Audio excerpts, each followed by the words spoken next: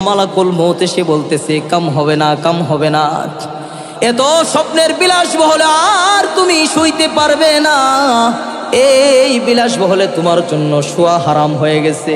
মালাকুল মউত এসে ডাক দিয়ে বলছে তাড়াতাড়ি চলে আসো, 3.5 হাত একটা মাটি ঘর তোমার জন্য আছে, যেই ঘরের কোনো দরজা নাই, যেই ঘরের কোনো জানালা নাই, যেই ঘরের সাথী নাই পাতি নাই, অন্ধকার ঘর, পোকামাকড়ের ঘর, যেই ঘরের মধ্যে কোনো কিছু নাই, এমন একটা ঘরে তোমাকে নিয়ে যাব। কোটি কোটি টাকা দিয়ে রাজপ্রাসাদ বানাইছো, থাকতে পারবা না, ওই 3.5 হাত ছোট্ট একটা মাটির ঘর তোমার জায়গা হবে, ঠিক কিনা বলেন? আহা, সকলের জন্য 3.5 হাত মাটি, কিসের জন্য এত অহংকার বাজান? কিসের জন্য দুনিয়াতে আসলেন? কি করতেছেন? কোথায় যাবেন? একটু চিন্তা করে দেখছেন আপনারা? আরে বাহলুল নামের এক পাগল ছিল বাদশা হারুনুর রশিদের আমলে। এই বাহলুল নামের পাগল সবসময় কবরস্থানে থাকতেন। তো বাহলুল নামের পাগল সবসময় কবরস্থানে থাকতেন।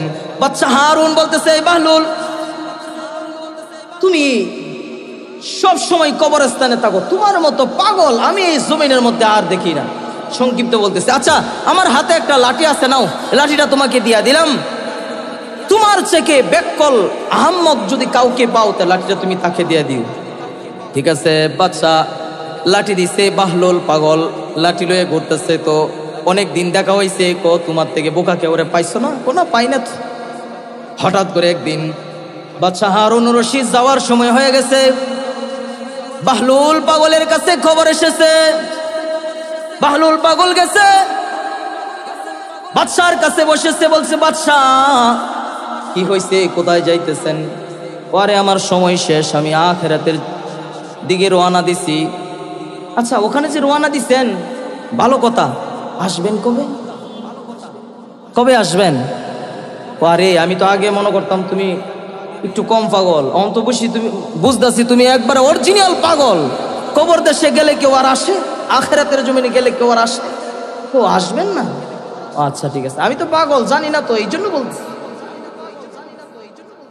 গেলে তো আর আসবেন না। ঠিক আছে ভালো, যেহেতু লম্বা সফর, আচ্ছা ওখানে কি কোনো সেনাবাহিনী পাঠাইছেন? আপনি যে জায়গাটা থাকবেন জায়গাটা পরিদর্শন করার জন্য কোনো সমস্যা টমস্যা আছে কিনা?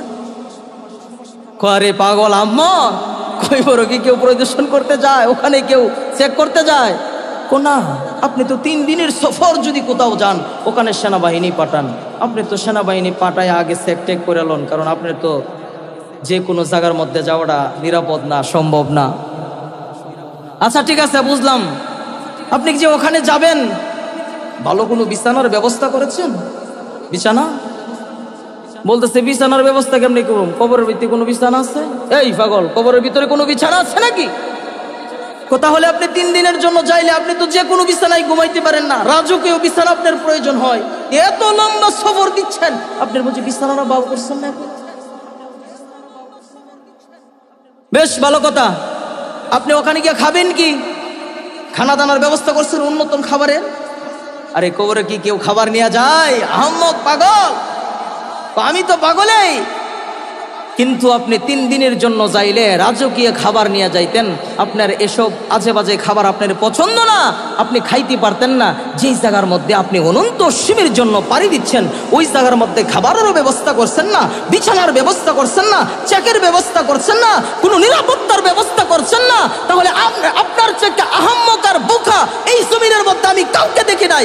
আপনার লাঠি আজকে আপনার কাছে দিয়ে দিলাম, আল্লাহু আকবার, আপনার কাছে দিয়ে দিলাম, আপনি একটা আহম্মক।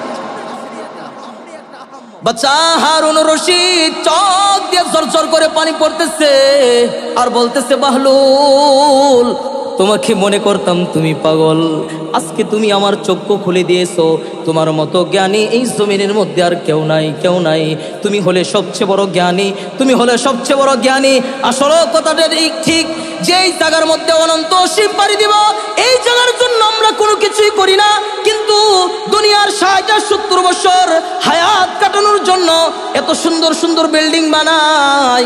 বিল্ডিং বানানোর পরে দেখা যায় যে হায়াতের রশি ছেড়ে গেছে। আজরাইল এসে বলতেছে তোমাকে নিয়ে যাব, আর আজরাইলের হাতে পায়ে ধরে বলবো, ভাই আমাকে আর একটু সময় দাও, আর একটু সময় দাও।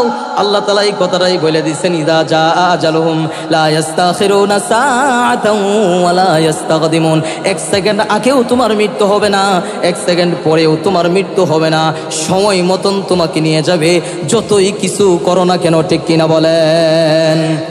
হাকিমুল উম্মাত আশরাফ আলী থানভী রাহমাতুল্লাহি আলাইহি তৃতীয় নম্বর বলেন, মৃত্যুর কথা বেশি বেশি স্মরণ করবা।